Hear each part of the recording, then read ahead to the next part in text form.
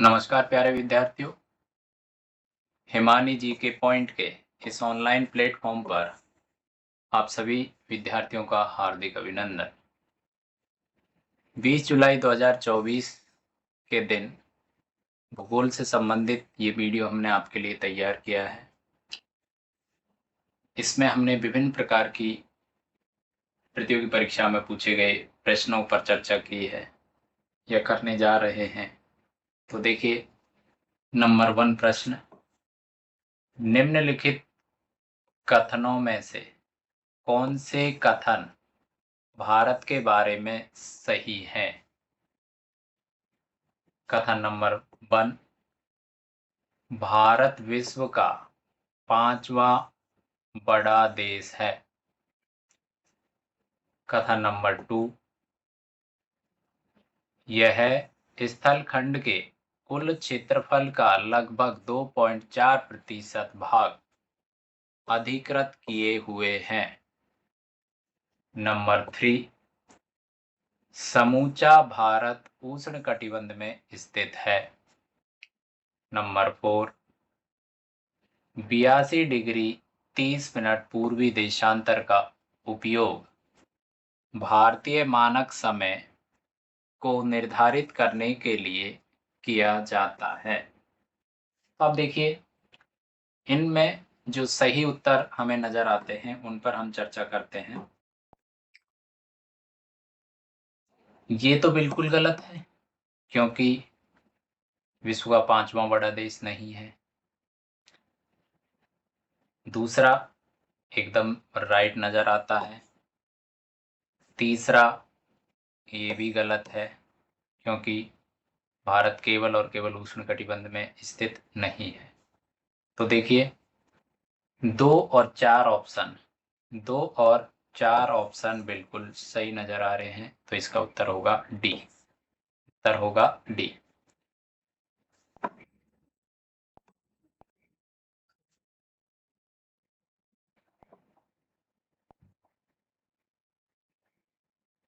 इसका स्पष्टीकरण देखते हैं, क्योंकि हमने इसमें प्रत्येक प्रश्न का स्पष्टीकरण भी साथ साथ लिया है। तो आप देखें स्पष्टीकरण में, भारत विश्व का क्षेत्रफल में 7वां बड़ा देश है। ठीक है, लेकिन अगर जनसंख्या की बात करें तो दूसरा बड़ा देश था, अब प्रथम हो गया है। प्रथम बड़ा देश, क्योंकि जब ये प्रश्न पूछा गया था तब दूसरा बड़ा देश था। विश्व के स्थल मंडल के कुल क्षेत्रफल का 2.4% भूभाग रखता है। बिल्कुल। अब देखिए, भारत पूर्णतः उत्तरी गोलार्ध में अवस्थित है। ये भी है। भारतीय मानक समय 82.5 डिग्री पूर्वी देशांतर रेखा के सहारे निर्धारित किया जाता है। ये भी सही है। तो इस आधार पर हम देखें तो कथन 2 और 4 स्पष्ट रूप से सही नजर आते हैं, जो आपके सामने हैं।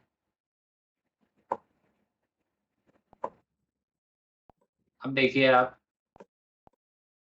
अगला प्रश्न, प्रश्न नंबर 2,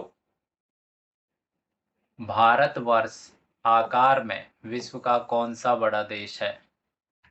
कौन से क्रमांक का है? एमपीपीएससी 2010 में ये प्रश्न आपसे पूछा गया था। तो देखिए, ऑप्शन ए 6वां बड़ा देश, 6वें नंबर का बड़ा देश। ऑप्शन नंबर बी 8वें नंबर का बड़ा देश। और ऑप्शन नंबर सी 7वें क्रम का बड़ा देश। ऑप्शन नंबर डी जो दिया है आपके उपयुक्त में से कोई नहीं। तो देखिए, इन ऑप्शन में हम देखते हैं तो ऑप्शन नंबर सी सही नजर आ रहा है। भारत 7वां बड़ा देश है। 7वां बड़ा देश है। स्पष्टीकरण देखें, विश्व में क्षेत्रफल की दृष्टि से भारत का स्थान रूस नंबर 1, कनाडा नंबर 2, चीन number 3, America number 4, Brazil number 5, Australia number 6 के बाद 7वां स्थान रखता है, 7वां स्थान रखता है।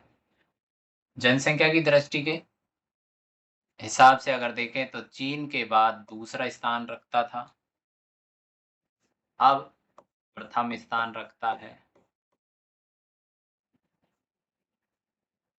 ठीक है, जहां यहाँ लिख भी दिया है जनसंख्या की दृष्टि से विश्व में अब पहला स्थान रख रहा है। कौन सा स्थान रख रहा है? पहला। अगले प्रश्न पर चलते हैं। प्रश्न नंबर 3, भारत के निम्नलिखित राज्यों को उनके भौगोलिक क्षेत्र के घटते क्रम में व्यवस्थित कीजिए। एमपीपीएससी 2016 में प्रश्न पूछा है। तो क्षेत्रफल के अनुसार सबसे बड़े से छोटे की ओर, बड़े से छोटे की ओर पूछा गया है।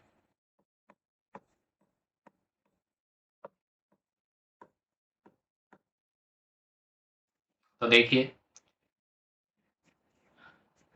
पहला जो राज्य दिया है राजस्थान, दूसरा राज्य है तमिलनाडु, तीसरा राज्य है महाराष्ट्र और चौथा राज्य है कर्नाटक। चारों राज्यों में सबसे बड़ा, फिर उससे छोटा, फिर उससे छोटा, फिर उससे छोटा, ऐसे क्रम में हमें जमाना है। तो देखिए, इसका राइट ऑप्शन जो होगा वो होगा सी। कौन सा होगा? सी। सबसे जो बड़ा है वो है राजस्थान। सबसे बड़ा इनमें कौन सा है? राजस्थान। राजस्थान राज्य सबसे बड़ा है, इन सब में फर्स्ट है राजस्थान। स्पष्टीकरण में हमें दिख भी रहा है। देखिए, स्पष्टीकरण पढ़ते हैं। भौगोलिक क्षेत्र के घटते क्रम में राज्यों का क्रम से है, जो इन राज्यों में अनुपात है वो देखिए। राजस्थान पहले नंबर पर 3,42,239 वर्ग किलोमीटर क्षेत्रफल रखता है राजस्थान। दूसरे नंबर पर है महाराष्ट्र, 3,07,713 वर्ग किलोमीटर क्षेत्र रखता है। और चौथे नंबर पर है तीसरे नंबर पे है कर्नाटक, 1,91,791 वर्ग किलोमीटर। और चौथे नंबर पर है तमिलनाडु, 1,30,060 वर्ग किलोमीटर। इस प्रकार से राजस्थान पहले नंबर पर, महाराष्ट्र दूसरे नंबर पर, कर्नाटक तीसरे नंबर पर और तमिलनाडु चौथे नंबर पर इस प्रश्न के अनुसार उत्तर होगा। आगे चलते हैं।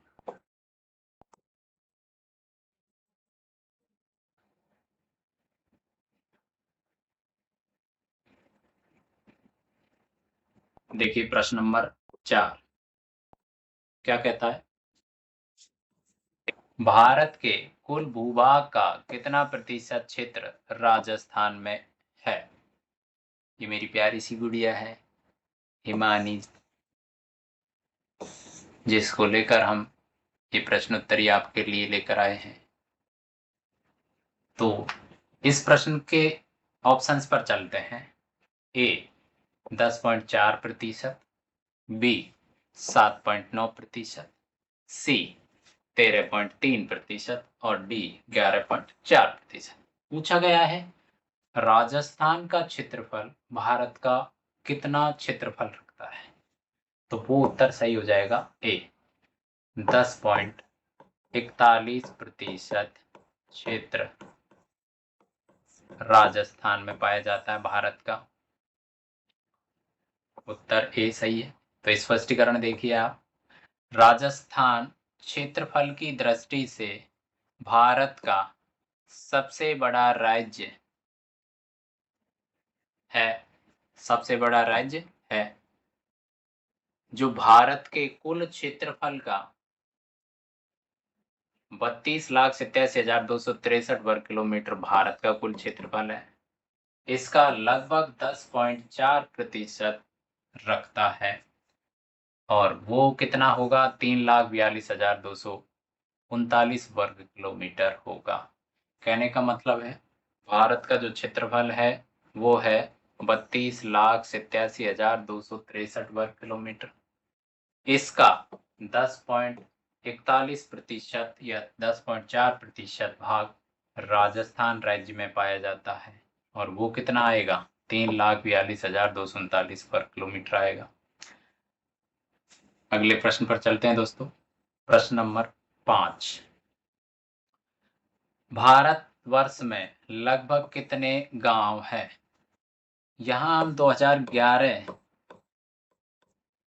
की जनगणना के अनुसार बात करते हैं तो ए ऑप्शन में दिया है 5 लाख, बी 6,30,000, सी 8 लाख और डी इसमें से कोई नहीं। ये भी एमपी पीसीएस परीक्षा में आया है जो प्री का होता है उसमें। इसका उत्तर है इसमें से कोई नहीं, क्योंकि 2011 की जनगणना के अनुसार 6,40,000 गांव थे। तो स्पष्टीकरण में लिखा भी होगा, देखिए 2011 की जनगणना के अनुसार भारत में गांवों की संख्या 6,40,930 6,40,930 है। किसके अनुसार? 2011 की जनगणना के अनुसार। अब चलते हैं आगे अगले प्रश्न पर।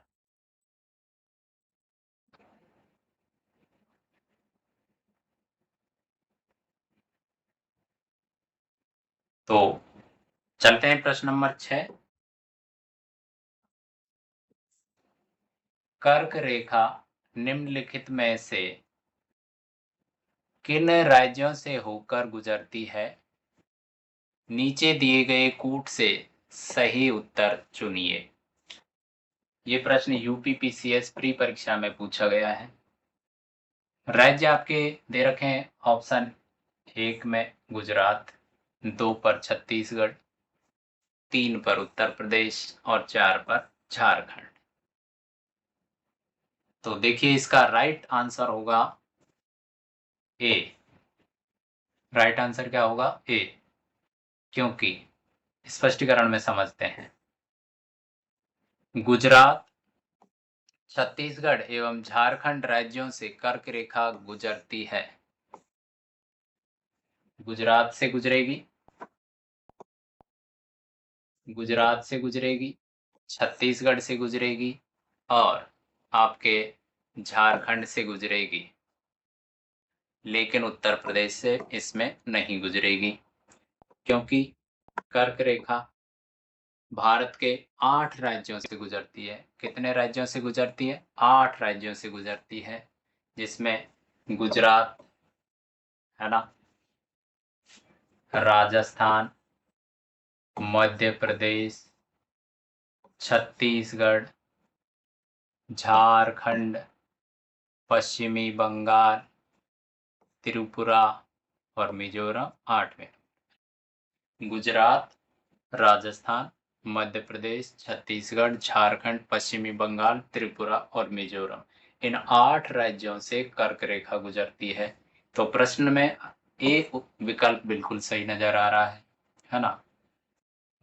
कर्क रेखा बीचों बीच से गुजरती है, इसलिए इसका उत्तरी भाग, भारत का उत्तरी भाग शीतोष्ण कटिबंध में, जबकि दक्षिणी भाग उष्ण कटिबंध में शामिल है। दक्षिणी भाग कौन से कटिबंध में शामिल है? उष्ण कटिबंध में शामिल है।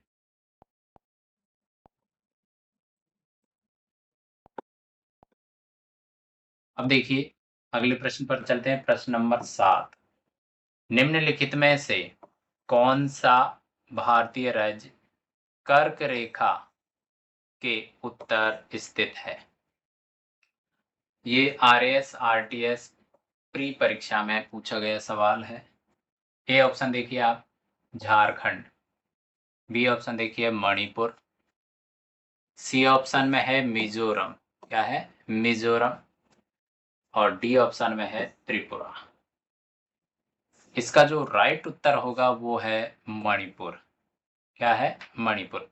क्योंकि झारखंड, मिजोरम और त्रिपुरा में तो ये गुजरती है। 8 राज्यों में से ये तीनों राज्य शामिल हैं, है ना। झारखंड में भी गुजरेगी, मिजोरम से भी गुजरेगी और त्रिपुरा से गुजरेगी, लेकिन मणिपुर से नहीं गुजरती, क्योंकि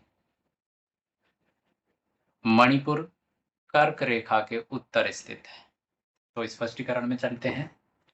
कर्क रेखा भारत के गुजरात, राजस्थान, मध्य प्रदेश, छत्तीसगढ़, झारखंड, पश्चिमी बंगाल, त्रिपुरा और मिजोरम से होकर गुजरती है। मणिपुर कर्क रेखा के उत्तर में स्थित है। तो दोस्तों आपको पता होना चाहिए कर्क रेखा। आपको थोड़ा सा समझा देते हैं। ये ग्लोब, और ग्लोब पर आप देखिए, ये ग्लोब, और इस ग्लोब पर हम थोड़ा सा समझ लेते हैं। 0 डिग्री अक्षांश, इसे कहते हैं विषुवत रेखा। क्या कहते हैं? विषुवत रेखा। इसी को भूमध्य रेखा भी कहते हैं। ग्लोब पर ही 23.5 डिग्री दक्षिणी अक्षांश मकर रेखा कहलाता है। मकर रेखा कहलाता है। और ग्लोब पर ही 66.5 डिग्री अक्षांश आपके अंटार्कटिक व्रत कहलाता है। अंटार्कटिक व्रत कहलाता है। और ग्लोब पर 90 डिग्री जो दक्षिणी अक्षांश है वो कहलाता है दक्षिणी ध्रुव। क्या कहलाता है? दक्षिणी ध्रुव। अब देखिए साथियों, इसी प्रकार से उत्तर गोलार्ध में देखेंगे, 23.5 डिग्री जो उत्तरी अक्षांश है वो कहलाती है कर्क रेखा। क्या कहलाता है? कर्क रेखा। 66.5 डिग्री उत्तरी जो अक्षांश है वो कहलाता है आर्कटिक व्रत। क्या कहलाता है? आर्कटिक व्रत। और दोस्तों ये जो 90 डिग्री जो उत्तरी अक्षांश है, 90 डिग्री जो उत्तरी अक्षांश है, उत्तरी अक्षांश, ये आपके कहलाता है उत्तरी ध्रुव। क्या कहलाता है दोस्तों? उत्तरी ध्रुव।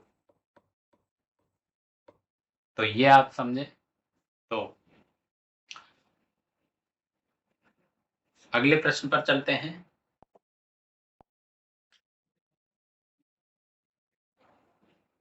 प्रश्न नंबर 9 आपके सामने आएगा, तो इस पे चलते हैं।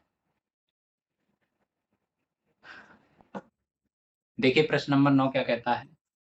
निम्नलिखित देशांतरों में कौन सा भारत की प्रमाणिक मध्याह्न रेखा कहलाती है? यूपीपीसीएस परीक्षा 2013, यूपी लोअर सब प्री 2013 में ये प्रश्न पूछा गया है। ये ऑप्शन आपके सामने है। 87 मिनट, वो 87 degree 30 minute. Number B 85 degree 30 minute. Number C 84 degree 30 minute. और नंबर डी 82 डिग्री 30 मिनट पूर्वी देशांतर। कौन सा देशांतर? पूर्वी देशांतर। यही राइट उत्तर है ना। इसका स्पष्टीकरण अपन देखते हैं। अंतर्राष्ट्रीय मानक समय जीएमटी, ग्रीनविच मीन टाइम, इसका मतलब क्या है? Green which mean time, GMT, Greenwich mean time 0 degree से निर्धारित होता है, जबकि भारतीय मानक समय या प्रमाणिक मध्याह्न रेखा 82.5 डिग्री पूर्वी देशांतर से निर्धारित है। 0 डिग्री जीएमटी से या ग्रीनविच मीन टाइम जो निर्धारित है, वहां से अपने देश का मानक देशांतर 82.5 डिग्री तक भारत का समय लगभग 5.5 घंटे, कितना? लगभग 5.5 घंटे 30 मिनट आगे है। क्या है? आगे है। कभी इस पर हम चर्चा करेंगे कि समय कैसे निर्धारित करते हैं, कैसे निकालते हैं। अभी अगले प्रश्न पर चलते हैं। प्रश्न नंबर 10। भारत के राज्यों का निम्नलिखित में से कौन सा एक युग्म सबसे पूर्वी और सबसे पश्चिमी राज्य को इंगित करता है? ये प्रश्न आईएएस प्री परीक्षा 2015 में पूछा गया है। ऑप्शन दिए हैं।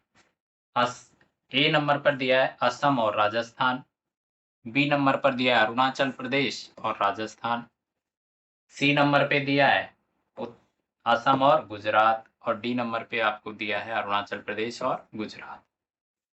तो प्यारे विद्यार्थियों, देखिए ये पूछ रहा है कि अगर हम भारत को 4 हिस्सों में बांटें तो नॉर्थ, साउथ, ईस्ट और वेस्ट में कौन कौन से बिंदु हमारे सामने नजर आते हैं? तो सबसे पूर्व में आपके आएगा अरुणाचल प्रदेश। कौन आएगा? अरुणाचल प्रदेश। सबसे पूर्व में कौन आएगा? अरुणाचल प्रदेश। जबकि सबसे पश्चिम में आपके आएगा गुजरात। क्या आएगा? गुजरात। यहां पर सबसे उत्तर में आएगा आपके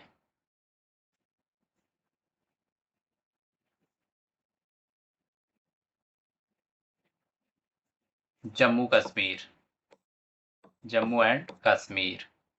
अब देखिए जम्मू एंड कश्मीर, लेकिन अभी फिलहाल में यहाँ लद्दाख आएगा, क्योंकि करंट में वर्तमान में अब लद्दाख सबसे उत्तर में है और दक्षिण में आएगा आपके तमिलनाडु, और तमिलनाडु में कन्याकुमारी। कन्याकुमारी, ये 4 बिंदु भारत के हैं। इसमें से पूछा गया है कि निम्नलिखित में जो दिया हुआ युग्म है उसमें सबसे पश्चिम में गुजरात दिया है, सबसे पूर्व में अरुणाचल प्रदेश है, तो ये उत्तर सही हो जाएगा, है ना। स्पष्टीकरण देख लीजिए। भारत का देशांतरीय विस्तार 68 डिग्री 7 मिनट पूरब से 97 डिग्री 25 मिनट पूरब की मध्य है, पूरब के मध्य है। अरुणाचल प्रदेश सबसे पूरब में, मतलब 97 डिग्री 25 मिनट पर क्या आएगा? अरुणाचल प्रदेश आएगा। गुजरात सबसे पश्चिम में, मतलब 68 डिग्री 7 मिनट पर क्या आएगा? गुजरात आएगा। ठीक है, अब अगले प्रश्न पर चलते हैं।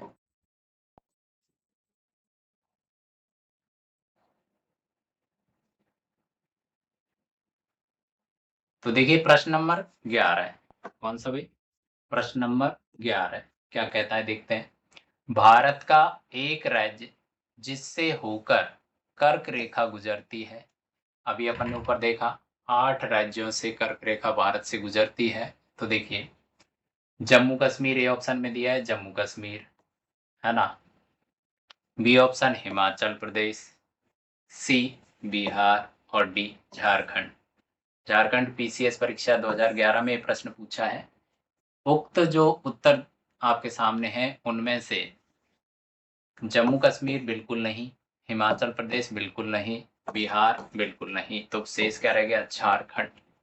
स्पष्टीकरण में देखें आप, गुजरात, राजस्थान, मध्य प्रदेश, छत्तीसगढ़, झारखंड, पश्चिमी बंगाल, त्रिपुरा, मिजोरम राज्यों से होकर कर्क रेखा गुजरती है ना। इसलिए दिए गए विकल्पों में से सही उत्तर होगा झारखंड राज्य से गुजरेगी। अगले प्रश्न पर चलते हैं। प्रश्न नंबर 12। निम्नांकित नगरों में कौन कर्क रेखा के निकटतम दूरी पर स्थित है? यूपीपीएससी, जीआईसी 2010, यूपीपीसीएस प्री 1999 में प्रश्न पूछा गया है। Option A Agartala, B Gandhinagar, C Jabalpur और डी उज्जैन। इन सब में जो सबसे निकटतम दूरी पर स्थित है वो है गांधीनगर। Right answer Gandhinagar. स्पष्टीकरण देखते हैं। भूमध्य रेखा से 23.5 डिग्री उत्तर में कर्क रेखा भारत के 8 राज्यों से गुजरती है। अगरतला 30 डिग्री 50 मिनट उत्तर, उज्जैन 30 डिग्री 9 मिनट उत्तर, जबलपुर 30 डिग्री 11 मिनट उत्तर और गांधीनगर 30 डिग्री 13 मिनट उत्तर। अतः दूरी के अनुसार अगर देखें तो गांधीनगर कर्क रेखा के सबसे निकटतम स्थित है। ठीक है, आगे के प्रश्न पर चलते हैं। प्रश्न नंबर 13। कितने भारतीय प्रदेशों से होकर कर्क रेखा गुजरती है? ए 6, बी 8, सी 7 और डी 9। सीधा सा उत्तर है 8 राज्यों से। स्पष्टीकरण बार बार देख रहे हैं अपन। कर्क रेखा के बारे में ज्यादा प्रश्न है यहाँ पर। अगले प्रश्न पर चलते हैं।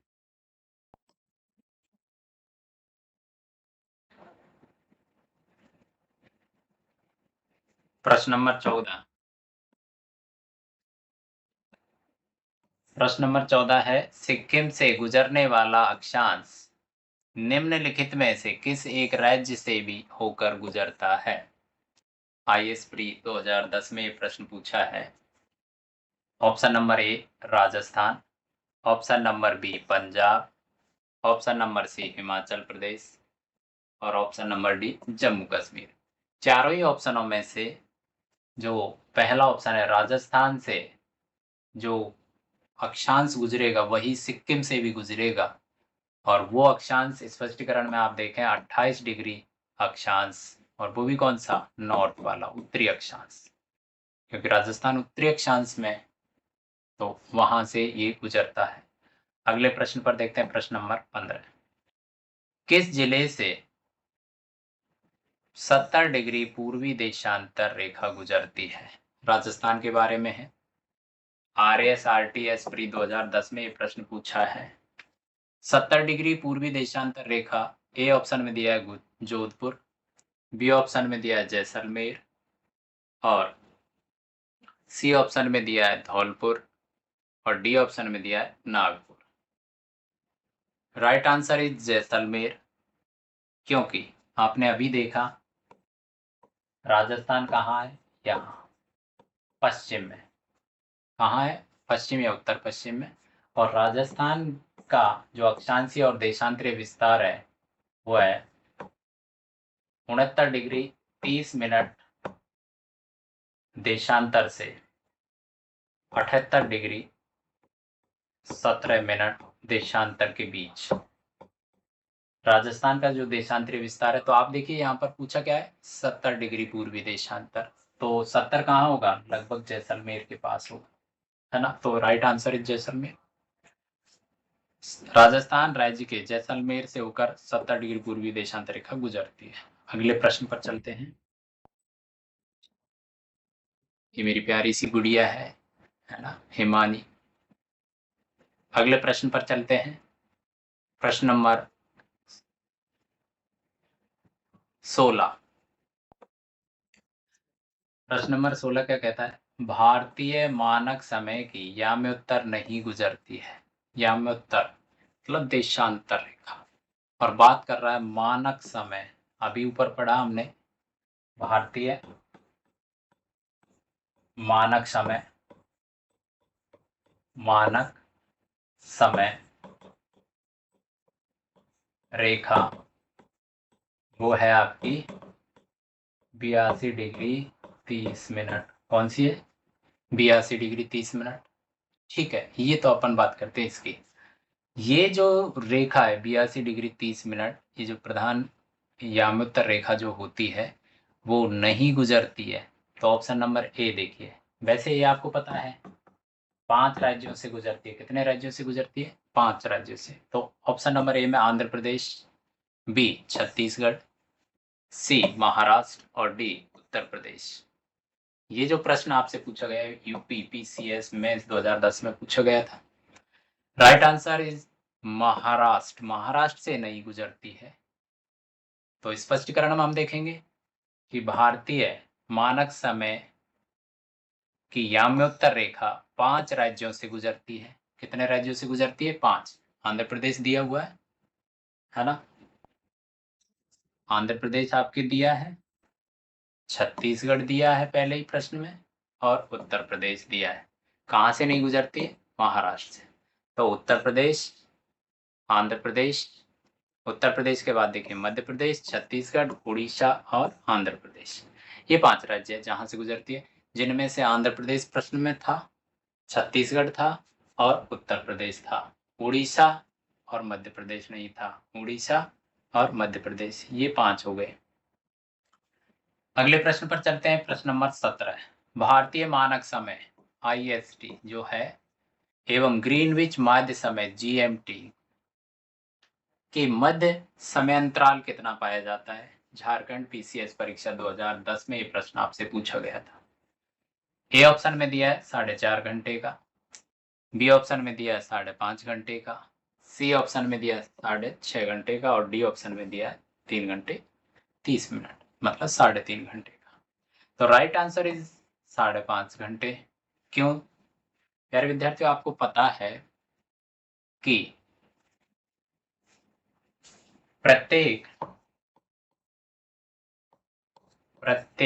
अक्षांश को पार करने में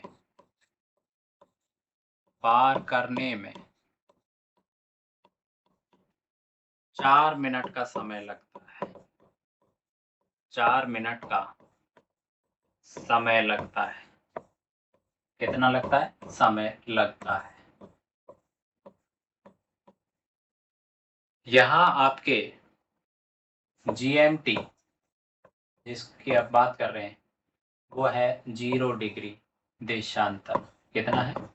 0 डिग्री देशांतर। यहां से हम इधर चलेंगे कहां तक? 82.5 डिग्री तक। 82.5 डिग्री तक, और वो भी देशांतर। यहां से यहां तक चलने में आपको 82 देशांतर पार करने पड़े हैं। तो कितने देशांतर? 82। तो 4 से गुणा करेंगे जो आएगा, फिर एक आधा 30 मिनट हो गया, 30 को भी 4 से गुणा करके क्या कन्वर्ट करेंगे? मिनट में कन्वर्ट करेंगे। इस तरीके से अगर हम देखते हैं तो वो उत्तर निकल कर आएगा आपका 5.5 घंटे। कितना? 5.5 घंटे आगे, है ना? ये आप कैलकुलेट करके देखिएगा। अगले प्रश्न पर चलते हैं। प्रश्न नंबर 18। यदि अरुणाचल प्रदेश में तिरप में सूर्योदय 5 बजे होता है तो गुजरात में कांडला में सूर्योदय किस समय होगा? किस समय होगा? सेम वैसे ही प्रश्न हम निकालते हैं। देखिए, अरुणाचल प्रदेश में आपको अक्षांश और देशांतर का पता होना चाहिए, तो इसका पहले ऑप्शन देख लेते हैं। ए लगभग 5:30 बजे प्रातः है, बी लगभग 6 बजे प्रातः है, सी 7 बजे प्रातः है और डी 7:30 बजे प्रातः है। उत्तर होगा लगभग 7 बजे, क्योंकि आप देखिए आपके पूर्वी भारत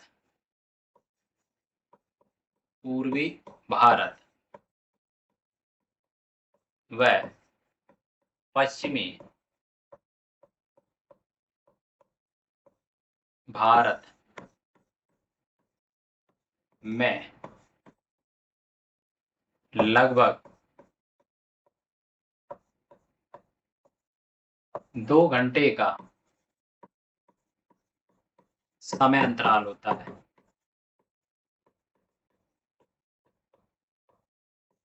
समय अंतराल होता है।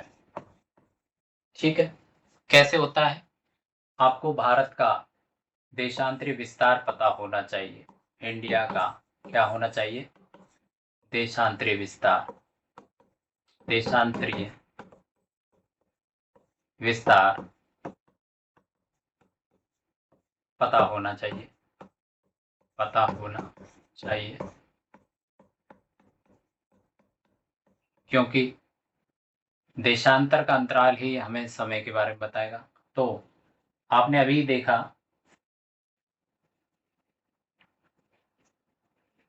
लगभग 68 डिग्री से लेकर 97 डिग्री तक मोटा मोटा भारत का देशांतरीय विस्तार है। और ये अगर देखें हम, तो जब कैलकुलेट करेंगे तो लगभग 120 मिनट का समय अंतराल, मिनट का समय अंतराल एग्जैक्ट लगभग 117 मिनट कुछ आता है, तो हम मान लेते हैं लगभग 120 मिनट का।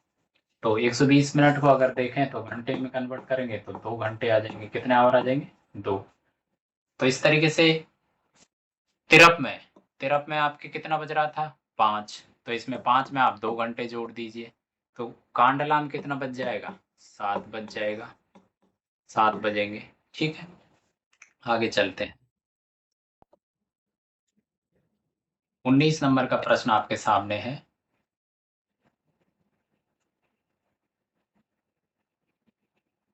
प्रश्न नंबर 19, प्रश्न नंबर 19।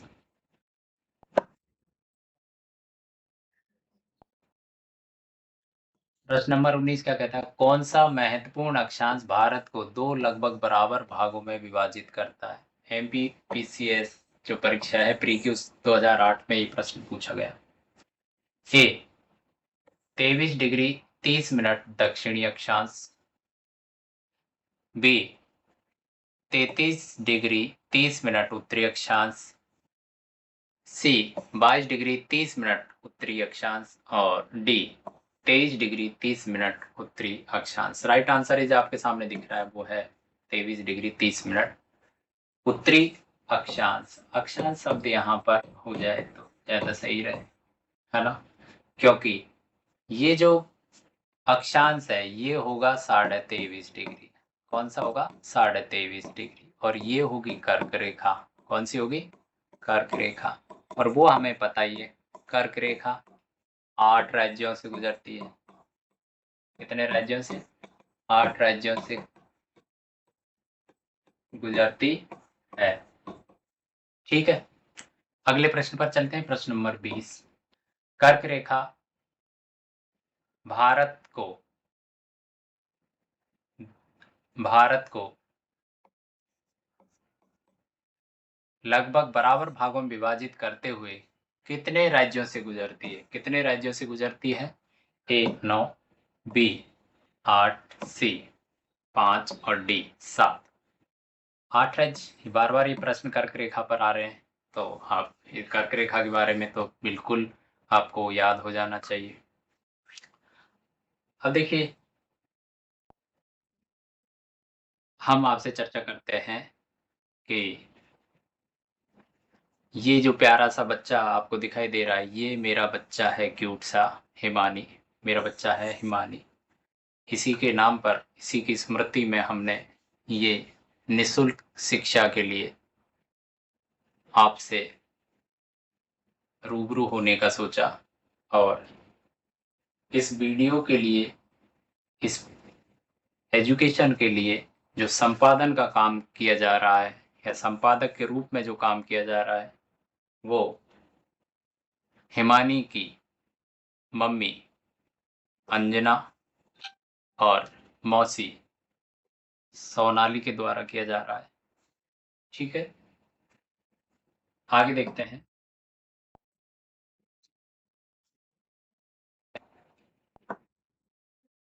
हिमानी जी के सीरीज की इस कड़ी में हिमानी जी के सीरीज की इस कड़ी में जो प्रेरणा हमें प्राप्त हुई है वो हुई है सोच बदलो गांव बदलो टीम के माध्यम से। और लेखन की दृष्टि से अगर काम किया जा रहा है तो मैं शैलेंद्र कुमार मीना जो वर्तमान में अभी व्याख्याता हूँ। लेखन का काम किया तो उत्थान राजस्थान सामान्य ज्ञान पुस्तक लिखी। एक सक्रिय कार्यकर्ता के रूप में सोच बदलो गांव बदलो टीम नादोती से भी जुड़ा हुआ हूँ और समस्त SVGBT में कार्य करता हूँ। सह लेखन में अगर हमारा कोई साथ दे रहा है तो वो सह लेखन में हमारा साथ दे रहा है रौनक, दे रही है रौनक। और ये भी सोच बदलो गांव बदलो टीम नादोती की सक्रिय एक कार्यकर्ता है जो अहम रूप में हमें नोट्स बनाने में सहायता कर रही है।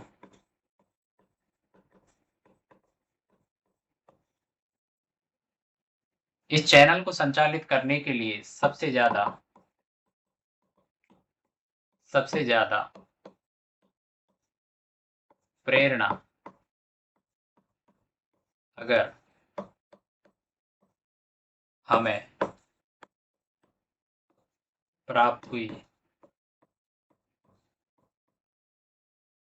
तो वो नाम है अंजना।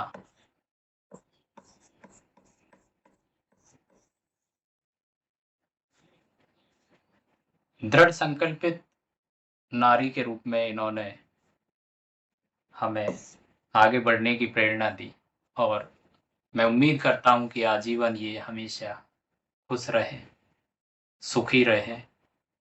तो इसी के साथ हम इस वीडियो को समाप्त करते हैं। जय हिंद, जय भारत, जय जय राजस्थान, जय जोहार, जय आदिवासियत। धन्यवाद।